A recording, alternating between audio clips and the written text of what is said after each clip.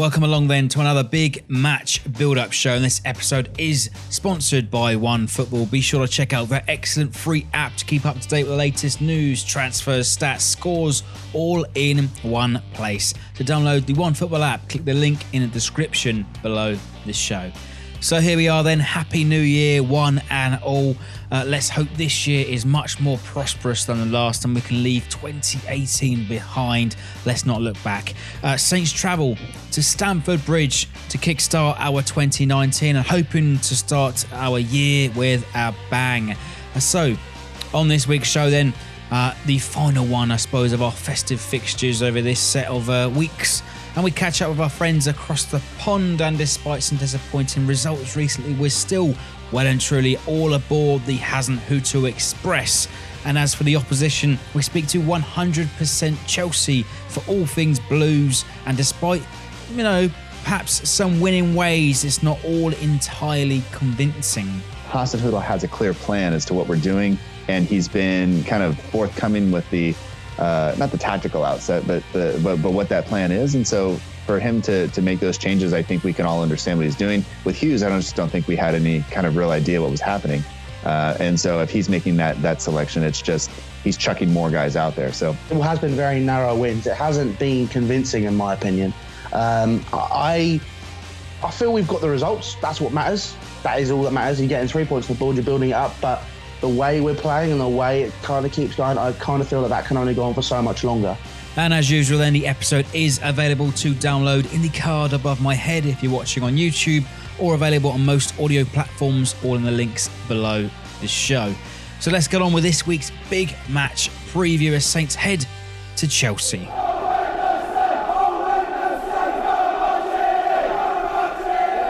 So welcome along then to our first half of our big match build-up show, and once again, games coming thick and fast over this festive period, perhaps the last one over this New Year's and Christmas period, and delighted to welcome along to the show once again, waking up at the crack of dawn to speak to us all the way from California, Matt Markstone from the Southampton Delivery podcast. Really good to speak to you again, mate. Pleasure. My pleasure's all mine, Fetty, and sorry to keep you waiting a few minutes there. That's all right, man. As long as you've got your shot of coffee, we're on our way.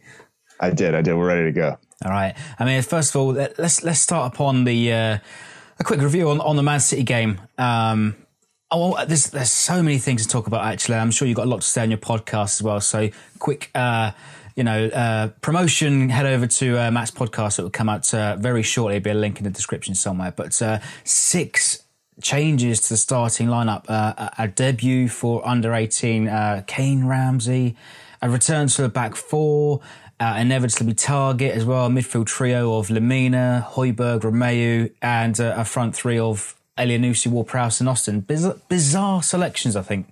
Yeah, but at the same time, given kind of the matches that we've had and like you said, how quick the matches are coming, not maybe as surprising as we might think. And if you look at the matches that are in there and maybe the ones that we would have wanted to take something from, or maybe thought we could have gotten something from, I think if you were going to rest players at any point, this was going to be the one. And I don't think Redmond or Armstrong or a number of the other players looked as sharp as they had against West Ham. And I think that cost us. And so maybe for that reason, I was trying to forgive the manager. And I saw somebody say, had Mark Hughes made this selection, we would have all been in an uproar. And I tend to disagree with that a little bit, only because Hasenhuttl has a clear plan as to what we're doing. And he's been kind of forthcoming with the, not the tactical outset, but what that plan is. And so for him to make those changes, I think we can all understand what he's doing. With Hughes, I just don't think we had any kind of real idea what was happening. And so if he's making that selection, it's just he's chucking more guys out there. So when I saw the lineup, was I overly thrilled? No. You knew it was going to be tough, but it is kind of what it is. And from there, we just move on and hope that those guys, if they get another shot or when they get another shot, they perform a little bit better. Ramsey aside, I thought Ramsey was great, but I'm just thinking more of the guys that came in up top. I didn't think they did enough to maybe warrant further selection. Yeah, we always knew it was going to be a tough game with Man City coming to town. Obviously, a humiliation up at the Etihad earlier in November. But understand we've got to rotate in this period. But that team had almost next to no experience as well. I mean, perhaps it's also an indication of things to come. You know, some players that have not had a sniff, such as Hasenhuttl, and perhaps it tells you more that Hasenhuttl was actually prepared to give the youngsters a chance over some more established names that we haven't seen in almost 5 games. Yeah, it definitely looks like there are some players who are that have to be on their way out. You think Davis hasn't been anywhere near the team. You think Hasenhuttl, this is really the first sniff that he's got. And you kind of just look down the lineup and go like, well, I guess those guys might have to be on their way out. Cedric's still not coming in, and I'm not sure if he's 100% fit or not. There's been some debate on that depending on where you read, but it definitely looks like Hasenhuttl is willing to give the youth a chance. And I think that'll inspire a lot of people. I think that the fans will get behind that because we always like to see that. But the results have to be there as well, because if you bring the youth in and the results aren't there, it will only take, a couple of matches before people start to get upset. Yeah, I mean, it didn't get off to the best of starts either. Sort of an early goal, and I think we have to say some of the defenders, perhaps Target, perhaps a couple of others, guilty of ball watching and allowing sort of the 2 silvers to combine and knock away the first. You watched Lamina come over, and I know he got a lot of criticism midweek. And like I said, I'm not sure he's 100% fit either. But he comes over, and the communication between him and Target just isn't there. The change of formation, maybe I think wasn't. Doesn't suit Target. I didn't think that either he or Valerie looked good last time we played at back 4 against Cardiff. I thought they both were exposed quite frequently. Ramsey, I think, came into the game because he could play either as a right wing back as a right back or as a right center back in the back 3. And I think he did, like I said, he did fine. But the communication between Lamina and Target just wasn't good enough. Target comes over, or Lamina comes over. Target doesn't run with Silva, and then all the 3 center backs are kind of guilty of, or both center backs, I guess, are guilty of kind of sucking towards the goal and towards the ball a little bit and leaving Silva open to put that one home. And once that happened, you just hope that the floodgates weren't going to come open. And I was feeling actually okay going into halftime, up until stoppage time when they put 2 more away. Yeah, I mean, we pushed on for an equaliser, and it eventually came. That's perhaps where the positives end, though. But Pierre's equaliser, another goal of the month contender.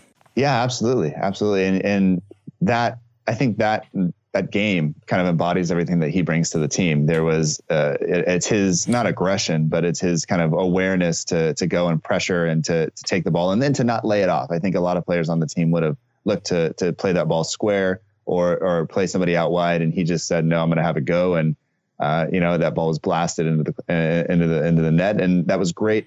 And yeah, like I said, but like you said, that's probably where the positives end in terms of us doing good things yesterday, especially for Højbjerg, but I'm sure we'll come to that decision in a minute. We will. And I mean, beyond then, we also denied a penalty. I mean, the referee didn't give it. The replay suggests that or the pundits at least say he didn't have a good view, but the camera angle shows him a direct line of sight. But, we're denied once again by referees. The standard of the referees is just certainly not up there in the Premier League. The consistency, we've seen penalties given for less earlier on last week over the festive period. Salah penalty for less. I mean, are we rightly deserved to be upset? I mean, it could have been a totally different game if we put that penalty away. Yeah, absolutely. And I generally don't like to complain about referees, but I definitely think that decision, you see that decision given a lot. And it does look to me like there is some pressure in James Ward-Prowse's back. But I think you mentioned Salah getting that penalty. It's James Ward-Prowse, and that's not a household name. It's not he's not known for, kind of getting in there and scoring goals and all of this other stuff. And I think sometimes the name does play a role, and I don't care what people say that should it be that way? No, but I think it's just human nature, and the fact that we have humans making decisions is always going to lead to some sort of a little bit of inconsistency at least. But it definitely looked like there was a little bit of a shove in his back, and he was whether he's right to go down. I think so. If he feels contact, and I think that's his job to try to go down there and win a penalty, and it didn't happen. It could have changed the game, but yeah. Ultimately, I think on the day, I'm not sure we deserve a point or anything from that anyway. Yeah, coulda, shoulda, woulda. The argument goes on, the debate goes on for video assistance. Perhaps, I think we will see it next season as well, but only sort of 90 seconds later, it's sort of Ward-Prowse having an opportunity at the other end of the pitch. Scores a dreadful own goal, really unfortunate. And then a couple of minutes later, like you say, in the depths of stoppage time in the first half, a header given away by bad habits. Once again, the striker drifting in between for a free header. And this is, I think, the first real time we can criticize Bednarak for just losing the marker. I think that for this season, I think he was guilty last season, but this season it's been one of those things that we've complained about with center backs. I think this is the first time he's done it himself. But you mentioned James Ward-Prowse having an opportunity at one end with the penalty not given, and then coming back and having the own goal.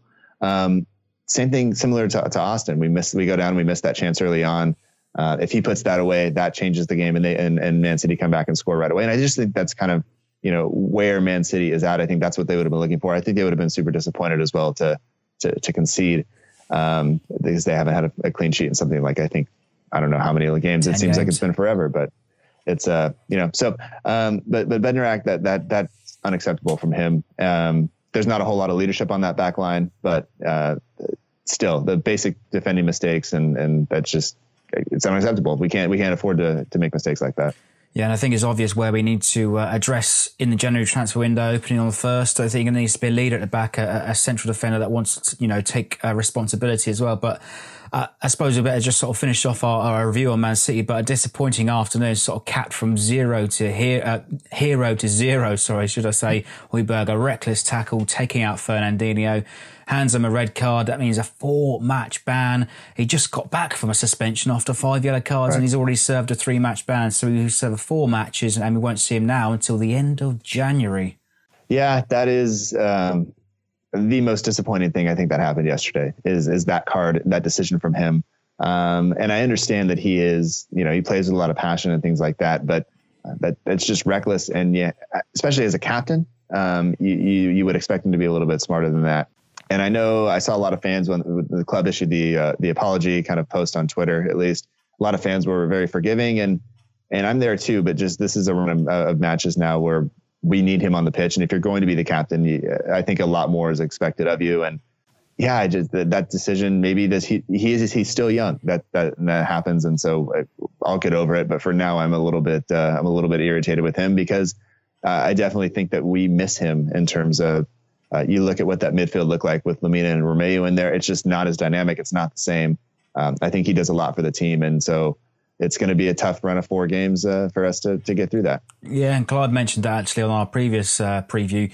The dynamic between Lamina and Romeu perhaps just doesn't quite work. I think we need to introduce somebody else in there to give us a bit of extra dimension, I suppose. But Chelsea, 2nd of January, no New Year's Day fixture for us. I'm sure we can expect more rotation as well. The squad has been stretched to the limit. I mean, has the high intensity sort of hindered the team? Yes, in a way, but mostly because I don't think that they were up for it in the first place. They were not ready to assume that level of intensity, whether it's in the training sessions or in the game. And so you play for 6 months or so, and you play at a certain fitness level, and you think that's okay. You get somebody new in who's expecting 20-30% more of you each day, and your body's gonna struggle to adjust. So I think this is where Hasenhuttl has to recognize that and has to maybe change something a little bit just to make sure the players are ready. But I think, he's been around long enough, and he seems, everything he said has been, positive and has filled me with confidence, I think. So I definitely I'm willing to give him a bit more rope, I think, than some of the other managers in the past. And I've given them plenty, and unfortunately they've all hung themselves with it. So hopefully he doesn't do the same. I think we're all in agreement that at least 99% of us are on the Hasenhuttl Express. But Chelsea, it's still a very tough fixture heading up to Stamford Bridge. They return to winning ways on Wednesday. Was it Wednesday? Thursday. There it is. Yeah, there it is. But I guess the fixture ends the set of sort of festive fixtures. We've only seen a return of points, perhaps not quite desired. And many of our rivals have picked up points, keeping the pressure on us. It's definitely going to be a tough fixture.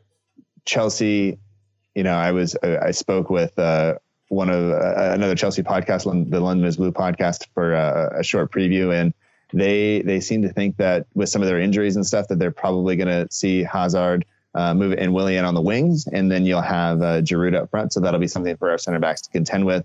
There definitely is pressure on us, but I think that Hasenhuttl is going to try to just remind the guys that, you know, we still have 17 games after this. Mm-hmm. We have ways of winning matches, and this is he never said it was going to be easy. He never said it was going to be an overnight fix.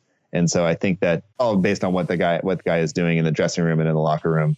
And I think that, I don't know, I think it's our job to kind of buckle in and get behind him. But at the same time, I'm tired of saying that, given that I think we've been saying that for the past, 3.5 seasons. Well, all aboard, I say. But the good news is Giroud is likely to be out. So yeah, that's right.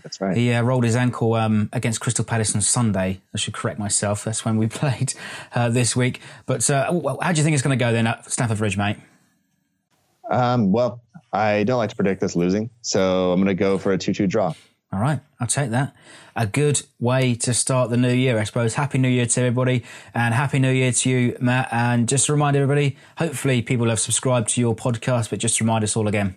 Yeah, so you can find the show on Twitter or Instagram at SFCDELL_IVERY, 2 L's. I've both been corrected recently, and in terms of that, I can't spell delivery. But a reminder to everybody, it is it harkens back to the Dell, so that's why there's 2 L's in the name. And you can get the show kind of anywhere you listen to podcasts. Just search for delivery, but make sure you spell 2 L's, and you should be fine. Excellent stuff. Turn off the autocorrect. Really good to speak to you, Matt, and we'll speak again soon. Thank you, buddy.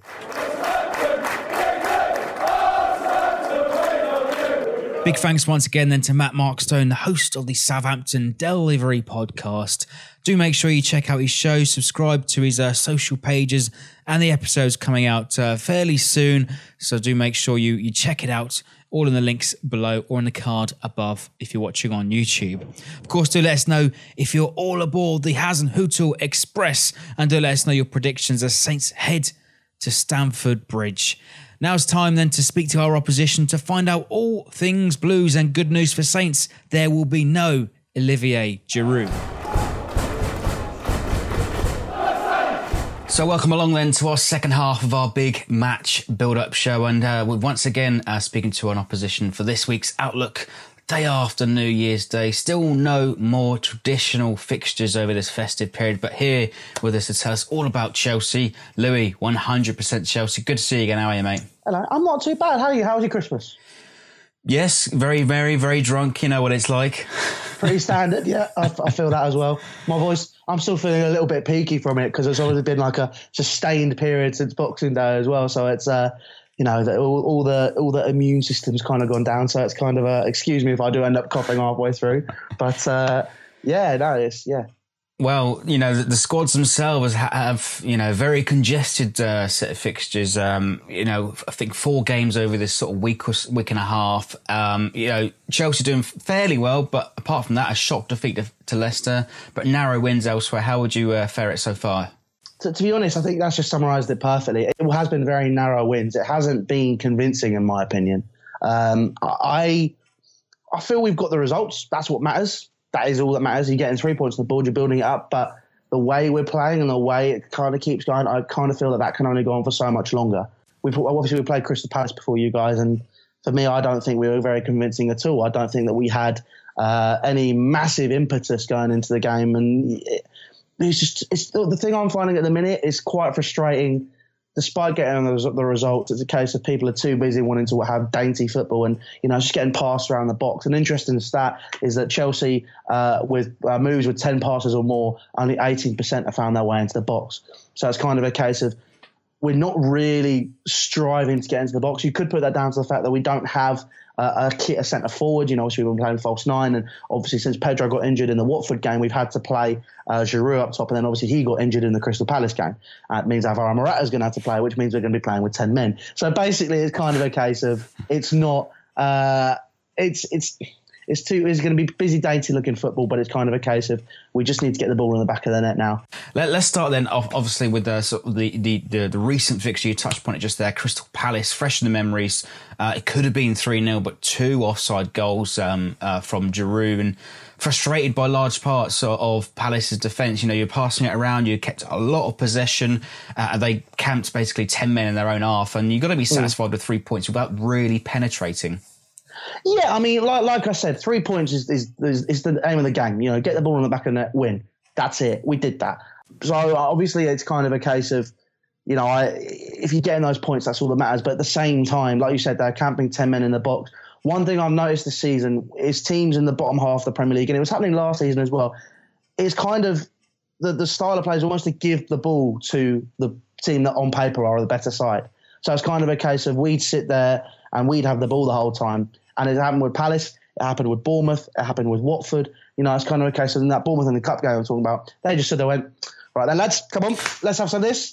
We'll just stay here. You just keep playing, do what you need to do. It's kind of a case of, I feel that teams in the bottom half of the Premier League are kind of more disciplined in how they play their football and kind of just keep their shape, which means it's more difficult for us to find those penetrative passes. I feel it's a case if you guys do it at the weekend, obviously under Hasenhuttl as well, you know, he does like to have a very good system, and he's been doing very well with you guys recently. Obviously, the City game, you know, you did get beat, but I didn't watch it, so I can't really say anything. But, you know, it wasn't the most convincing I heard. And so a lot's been said then about the congested fixtures, perhaps the frustration about passing the ball around as well. But you know, obviously over Christmas period, the team, you know, especially no matter who it is, it's stretched, and you got a lot of injuries now racking up. Giroud rolled his ankle taking that shot against Palace, but you've also got here I've got a list. So you got Fabregas, Loftus-Cheek, Drinkwater, and also Pedro Hudson-Odoi all out. So I mean, who's to know? Is it going to be a lottery? Who's going to come out of that tunnel on, when is it? I Wednesday? think the Pedro injury looks a lot more long-term. Hudson-Odoi was a short-term tweak. So, I think he'll be part of the squad. Obviously, Giroud seems very long-term. So it's kind of a case of, I think the front three is going to be a lottery. I couldn't tell if it's going to be false nine or if it's going to be with a traditional centre-forward. But everywhere else, I think we're fairly solid. Saudi doesn't really like to rotate his teams. And we haven't really got the injuries in places where rotation may be pivotal. Basically, if you looked at our bench for Palace, we had 4 defenders on the bench. So I think the biggest issue here is going to be what our bench looks like rather than what the first 11 looks like. I think on paper it's going to be a strong side, but I couldn't tell you who would be on our bench and whether we would have the impetus to have an impact on the game if you guys are 1-0 up and we really needed to get a result. And clearly you're backing Morata to make an impact. God, he's useless. He's useless. I was reading some stuff this morning, and it was from Twitter, and it was from a journalist who writes for the Times, and he was saying he was watching Morata warm up, and he said it's probably the most disinterested warm up he's ever seen. The guy had his hands in his pockets just for the most of the times, you know, jogging up and down. He didn't really care, and then in the game he didn't do anything. And it's kind of you have Morata on the team. Yes, people say he had decent link-up play, but to be honest, he's not in the right positions. Morata's a centre forward, and we find him out on the left wing by the corner flag half the time. So that's kind of a case of when we talk about struggling to have people in the box and have a person to feed the ball across to, we don't even have our standard centre forward in there normally. And it's kind of the case of it just goes to show that we are in dire need of a centre forward this January, and it's just going to be a very, very, very tough month for us, I think, because if we don't get one, you know, that kind of sets us up for the rest of the season. Well, if the rumours are to be believed, then it looks like you've already got a centre forward already in place. Christian Pulisic from Dortmund, all ready to come in January. But you know, touching back on the training warm up. But those that remember sort of watching Matthew Le Tissier in the 1990s when he's warming up and down the touchline, he didn't look interested. But the only thing is, he made something special happen on the pitch. And perhaps, you know, your special man at the moment, Eden Hazard, he's rediscovering some of his form, scoring a couple of goals recently. Yeah, Eden Hazard he's carried us this season. I think that's the best way to say it. Scored 51% of our goals. And I think that just kind of summarizes, and he's always been involved in 51% of our goals, sorry. That just kind of summarises where we're at right now. He has been magnificent. You know, he had that magic which he had in those first couple of seasons at Chelsea, and he's always had it in him, but it's the freedom he's been given in this season. You know, he's kind of just being able to do what he wants, and it worked out perfectly for him. I just like we talk about Christian Pulisic. As him as a player, he could play anywhere in the he can play left wing, right wing, he can play anywhere at number 10, and he can link up very well with Eden Hazard. He's a 19-year-old. A lot of people are saying he could be there as a replacement, but Eden Hazard's come out and he said, "I want to stay." He said that after the Watford game, saying he wants to become a legend, like Terry, like Lampard, like Drogba. That was the quote, and it's kind of a case of he seems very happy here. And if he has the tools as well, not only will his free-flying, amazing talent be able to, come and grace the Premier League for so many more years, but if you have players like Christian Pulisic, who I understand a lot of people this season and previous season have been saying he's not been in the most mesmerising of form, but he's still a very good player. He's still very young, and he could definitely help it. And as well as that, let's be honest, I think the main reason we bought in Christian Pulisic is to really tap into that American market. He is the best American player right now, and if we can get more money from the American market, that means more money we can reinvest into the Premier, into our team, our potential title challenges along the years. But Eden Hazard this season has carried us, and he is the key man, and he is the king. So it's kind of a case of I will say it now. In terms of longevity, in terms of what he's doing, he's probably the best player in the Premier League. Maybe not right now in form, but in terms of what he's done over a sustained period, yeah. Well, one player as well is sort of not taken. Well, he doesn't like to take the headlines, doesn't like to take the credit. But N'Golo Kante in a new role as well, and describe it for him. 3 goals this season as well. Who'd have thought? He scored more goals than Willian, which kind of summarises it. I think the Crystal Palace game summarised that role for him perfectly and how he settled into it. He wins the ball higher up the pitch. He seems a lot more confident in shooting. I know he's taken a few opportunities over the past few games, and he seems comfortable in it. He, as a professional as well, he hasn't moaned. He hasn't just said anything to the press. He's come out and he's just been told what he wants to do, and he's gone and done it, and he's done it successfully as well. I feel that it's kind of made it his own. It's kind of useful that he can play there as well as playing as a defensive midfielder.